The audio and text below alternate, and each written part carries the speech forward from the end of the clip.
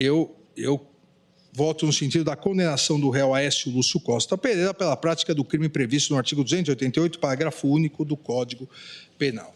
Diante de todo exposto, julgo procedente a apresentação penal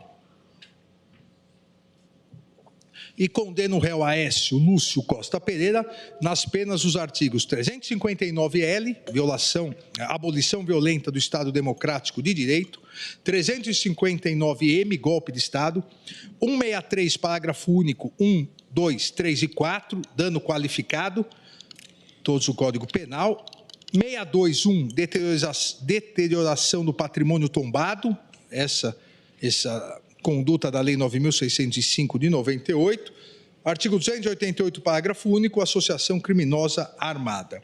E se Vossa Excelência permitir, já passo à dosimetria da pena. Sabemos que a dosimetria da pena, no Brasil, é o critério trifásico descrito no artigo 68. E deve levar em conta as circunstâncias judiciais, inicialmente previstas no artigo 59 do Código Penal, em relação a cada caso concreto, de acordo com suas circunstâncias, e encerra sempre uma certa discricionalidade judicial para a efetivação. Vossa Excelência mesmo sempre recorda, presidente, que não são critérios matemáticos.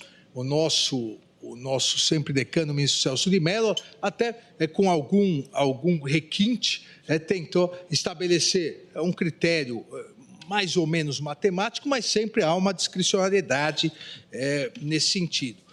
Exatamente, é por isso, eu vou detalhar rapidamente, mas detalhar o porquê cada uma das penas será fixada no meu voto. Sabemos que a identificação de circunstância desfavorável ao réu, a depender de sua gravidade, pode ensejar um acréscimo mais intenso na pena do que a presença em outros contextos. A jurisprudência da Corte, cito vários acórdãos da Corte, diz que não há uma relação matemática, mas em havendo circunstâncias favoráveis, a pena deve ser a pena mínima. Em havendo circunstâncias desfavoráveis, é possível uma majoração da pena, entre a pena mínima e a pena máxima. Assim, presidente, em relação ao artigo 59, faço uma única análise, porque vale para todos os delitos. Para a fixação da pena base, revela-se, entendo, acentuada a culpabilidade do réu, pois nessa fase, como juízo de reprovabilidade ou censurabilidade da conduta, percebe-se que houve enorme extrapolação daquela que é própria da prática da infração penal. Como já consignado, o réu se associou ao grupo criminoso cujos propósitos denotam a recalcitrância e observância de regras mínimas do estabelecimento e manutenção da própria ordem democrática, político-social do país, na busca por uma ruptura institucional com um golpe de Estado, intervenção militar e fim do Estado Democrático de Direito, que demonstra a sua conduta social negativa.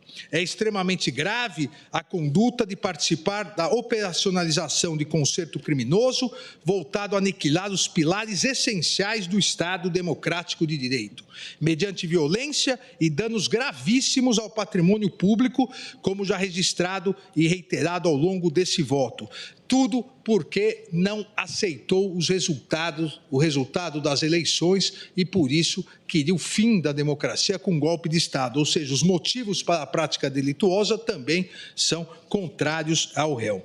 Conforme destaquei, presidente, minha posse na presidência do Tribunal Superior Eleitoral, a democracia não é um caminho fácil, exato ou previsível, mas é o único caminho. A democracia é uma construção coletiva daqueles que acreditam na liberdade, daqueles que acreditam na paz, que acreditam no desenvolvimento, na dignidade da pessoa humana, no pleno emprego, no fim da fome, na redução das desigualdades, na prevalência da educação e na garantia da saúde de todos os brasileiros e brasileiras. A democracia é uma construção coletiva de todos que acreditam na soberania popular e, mais do que isso, de todos que confiam na sabedoria do povo que acreditam que nós todos, autoridades do Judiciário, Executivo e Legislativo, somos passageiros, mas que as instituições devem ser fortalecidas, pois são permanentes e imprescindíveis para um Brasil melhor, para um Brasil de sucesso e progresso, para um Brasil com mais harmonia, com mais justiça social, com mais igualdade e solidariedade, com mais amor e esperança. A prática delituosa do réu foi exatamente contra tudo isso. Foi contra o exercício da democracia, o exercício ou a crença do Brasil democrático, um Brasil melhor. Então, a sua conduta social, a sua culpabilidade são de alta reprovação. Também, presente as circunstâncias do crime, não favorecem o réu. Os atos criminosos, golpistas e atentatórios das instituições republicanas desbordaram para a depredação, vandalismo, que ocasionaram prejuízo de ordem financeira que alcança cifras de dezenas de milhões.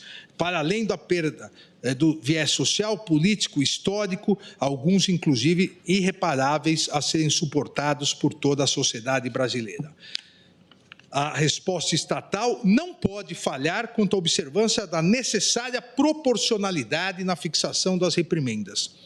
Por consecutário, já que na primeira fase da dosimetria devem ser sopesadas todas as particularidades do panorama posto, a fim de que os quantitativos da reprimenda aguardem razoabilidade, proporcionalidade, suficiência e adequação para com a hipótese. A dimensão do episódio, isso também é importantíssimo, suscitou manifestações oficiais de líderes políticos de inúmeros países, de líderes religiosos, de organizações internacionais, todos certamente atentos aos impactos que as condutas criminosas dessa natureza podem ensejar em âmbito global e ao fato de que, infelizmente, não estão circunscritas à realidade brasileira, à vista, por exemplo, dos lamentáveis acontecimentos ocorridos em 6 de janeiro de 2021, com a invasão do Capitólio nos Estados Unidos. Assim, as 4 circunstâncias sociais, culpabilidade, conduta social, circunstâncias do crime e motivos para a prática criminosa, são desfavoráveis ao réu. A partir desse estabelecimento que são desfavoráveis, fixo a pena inicialmente do artigo 359-L, abolição violenta do Estado Democrático de Direito. Com base exatamente nas 4 circunstâncias amplamente desfavoráveis ao réu, a pena é de 4 a 8 anos de reclusão. Eu fixo a pena base em 5 anos e 6 meses de reclusão.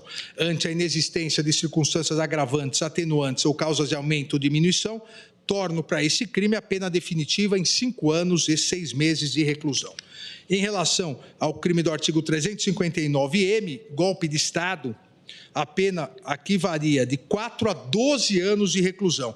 Novamente, em virtude das 4 circunstâncias judiciais amplamente desfavoráveis ao réu, fixo a pena base em 6 anos e 6 meses de reclusão. Não há circunstâncias agravantes, atenuantes ou causas de aumento ou diminuição, torno para esse crime a pena definitiva em 6 anos e 6 meses de reclusão. Em relação ao dano qualificado, na primeira fase, com base nas circunstâncias judiciais do artigo 59, também, repito, as 4 amplamente desfavoráveis ao réu, fixo a pena base em 1 ano e 6 meses de detenção e 50 dias multa, fixando cada dia multa em 1/3 do salário mínimo. Aqui também não há agravantes, não há atenuantes ou causa de aumento ou diminuição de pena, torno a pena definitiva em 1 ano e 6 meses de detenção e 50 dias multa, fixando cada dia multa em 1/3 do salário mínimo.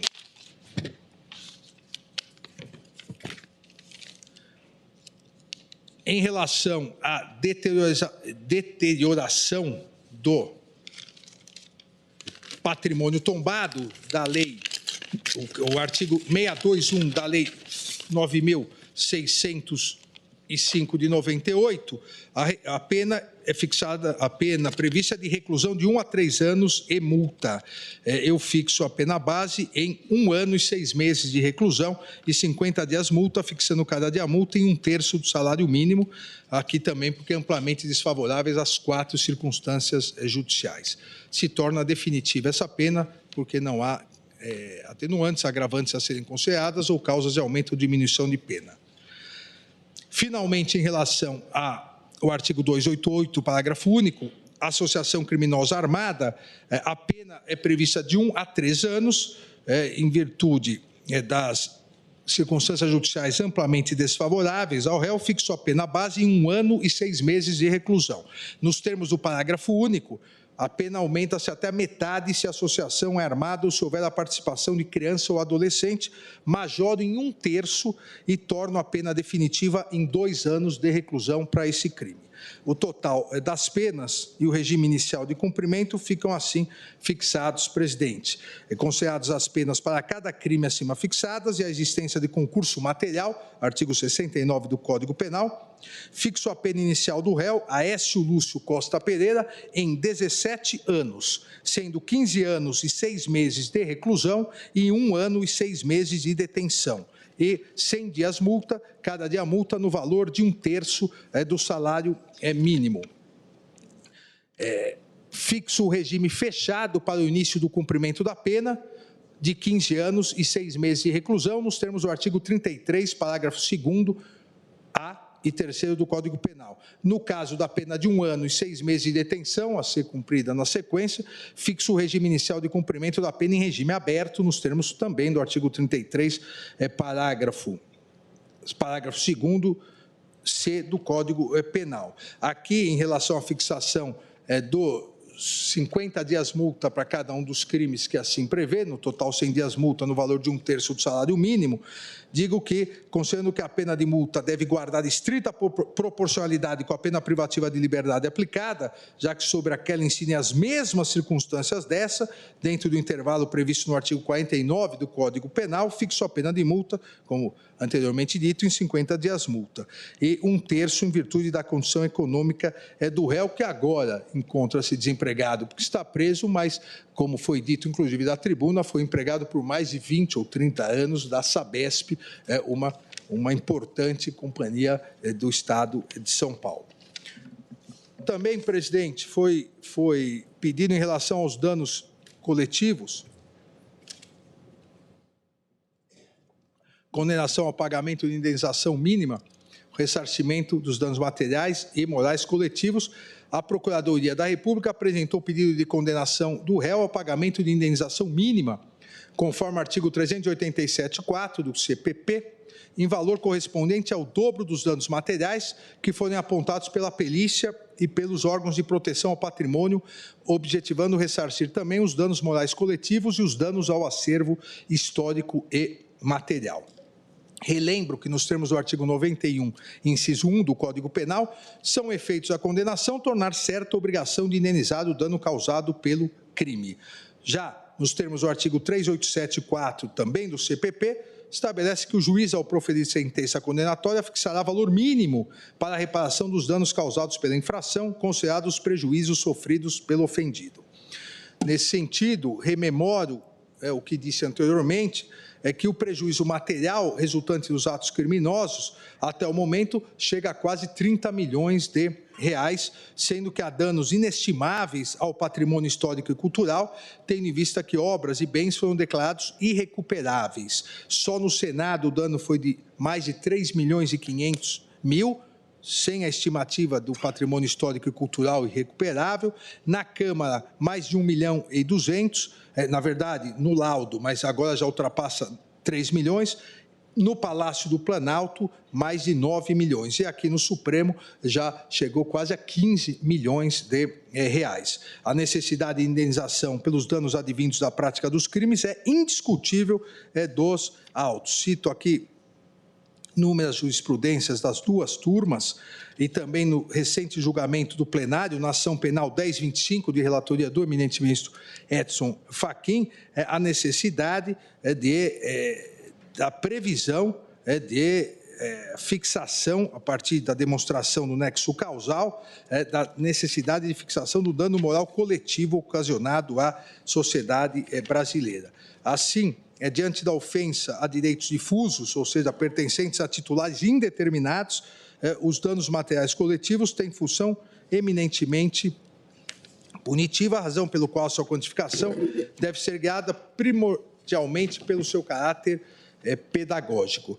Por tal razão, fixo, e aqui solidário com todos os condenados, é o dano moral, fixo como valor mínimo indenizatório a título de danos morais coletivos a quantia de 30 milhões de reais a ser adimplido de forma solidária pelos condenados em favor do fundo a que alude o artigo 13 da Lei 7.357 de 85. A referida soma deverá ser corrigida monetariamente a contar do dia da proclamação do resultado do julgamento colegiado, incididos juros de mora legais a partir do trânsito em julgado desse acordo.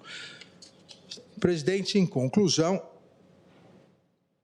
diante de todo o exposto, rejeito as preliminares e julgo procedente a ação penal para condenar o réu Aécio Lúcio Costa Pereira a pena de 17 anos, sendo 15 anos e 6 meses de reclusão e 1 ano e 6 meses de detenção, além de 100 dias multa, cada dia multa no valor de 1/3 do salário mínimo, iniciando-se em regime fechado e fixo aqui o valor do dano moral coletivo, solidário entre todos os condenados, em 30 milhões de reais. É o voto, presidente.